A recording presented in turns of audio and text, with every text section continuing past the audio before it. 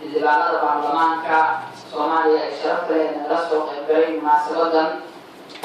mas'uuliyiinta ururada bulshada rayidka gandolayaasha Annuur iyo marti sharafta kale ee ka soo qaybgashay munaasabadan ee meesha ku fadhiya magacyada iyo maqaamyada kala gedisan waxaan marka hore dhammaantiin ku salaamaynaa salaanta islaamka assalaamu calaykum waraxmatullaahi wabarakaatuh tobanka bisha February sanadkii 1988 maantana waa 18 bisha February sanadka 2016 munaasabadan waa xubno kale oo ka socda ururada bulshada rayidka ee Soomaaliyeed waxaan idinku mahadcelinaynaa dhammaantiin sida aad u eegteen xusnigan idin soo dirnay ee aad uga soo qaybgasheen munaasabadan waqtigiina qaaliga ah inoo soo keenay ayaan idinkaga mahadcelinaynaa sidoo kale waxaan mahadcelinaynaa cid walba oo بكم عمي فهم لا يرجعون أو كصيب من السماء صدق الله العظيم. كبران روح قرن جرا وحاقا قدرة المسكة في دون مسؤولية كيسا وحاقا عنها العلم. iyo guud ahaan intii ka soo qayb gashay xafladeena maanta oo aan u dabaaldegayno sanad guuradii labaad مسؤول القرآن هم سبحان كل واقع يوقف تستوي الحق ولا يهي إنه هلو حقوق الإسلام بالسلام ورمسكنا هو كعب السرعة رشي وقبل قانون أحسن ولعن مركي مساعد تابعية قطع سرعة الله يوم على روح السيد أفر قيدات وكراعة ذلك سمركة ذلك دالة نافرة iyo dadka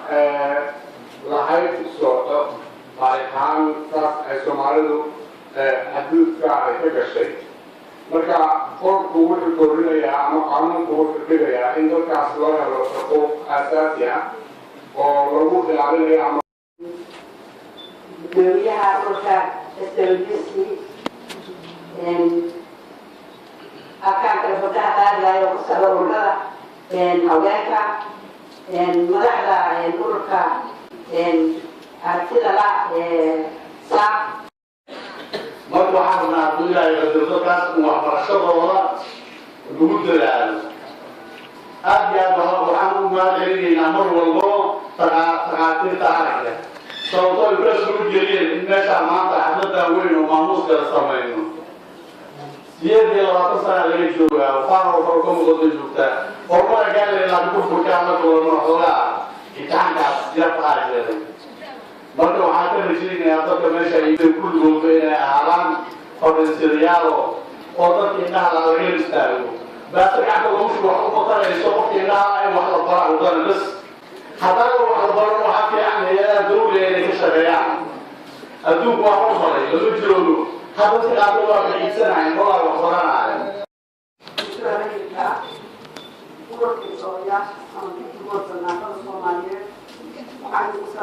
السلام عليكم ورحمة الله. سواء عن الوقوع والصعد وحيدا. ناقضوا أنا قاعد أقول لكن قشيء يحكي saddex qolo afar qolo ayaan la kulmi doonaa si gaar ah oo aan isku samayn kala gashan doonaa waa culimadiinka waa haweenka waa dhalinyarada qolada afaraad waa naafada marka si gaar ah oo keligii aan dhegaysano oo aan garano dhibaatooyinkii dhagaysta iyo sida aan xal sharci ah u weyn lahayn ayaan idinla yeelan doonaa maalinta waa isbarasho isarag gudoomiyaasha gaar ahaan waxaan leeyahay xilna baarlamaanka Soomaaliyeed oo gaar ahaan ka saaran yahay xilna si xoog ah ugu baahday ka saaran yahay anaga guddiga dastuurka oo garaashan sidaas ka noqon dagaalka ku dhacay marka naafada Soomaaliya joogta shacbi ahaan xataa ma yar hadaa filaadii boqolkiiba soddon aan leenahay xataa baarlamaanka xaqa u leeyahay cid kastoo Soomaaliya xaq u haysto hal qof xaqiisa la tadafiri kara ma jirto laakiin gaalada markay ku fiirsatay kan xaqi guud dadka qaarkood wax ku waayeen wax la yidhaha affirmative action la sameeyey oo ah hortaas intaas oo percentage ah ama intaas boqolkiiba ayay shaqaalaha u leeyihiin meel gooniha lagu qora afarta kasiyaan laakiin meeshay ku qoran tahay ma aha dastuurka ma aha dastuurka xuquuqdaas oo xoojinaya afarta ashikaas oo xoojinaya laakiin meeshay ku qoran tahay waa sharci gaar ah loo sameynaya anaga waxaan fikiranaa naafada soomaaliyeed waxay yeelan doontaa sharci u gaar ah oo waxaa kaloo ku jiri lahay dadka naafada oo weliba indoola waa dadka uga caqliga badan ummadda soomaaliyeed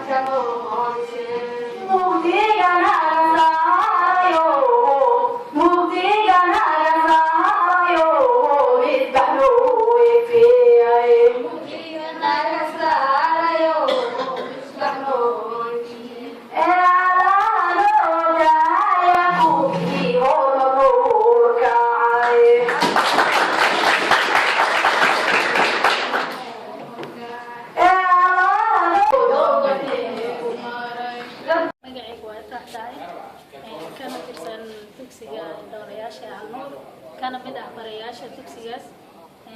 haddii aan wax ka dhaho ardayda ay dugsigaas arday boqolkiiba boqol aad u fiican fahankooda wanaagsan yahay saluugooda la mid yahay waa arday aad u faraxsan intii aan ma malaysid dad arag la-aan yihiin qaabkay u soconayaan qaabkay wax u qabsanayaan qaabka ay association isku leeyihiin isku la xiriirayaan isku dhex galayaan ma malaynaya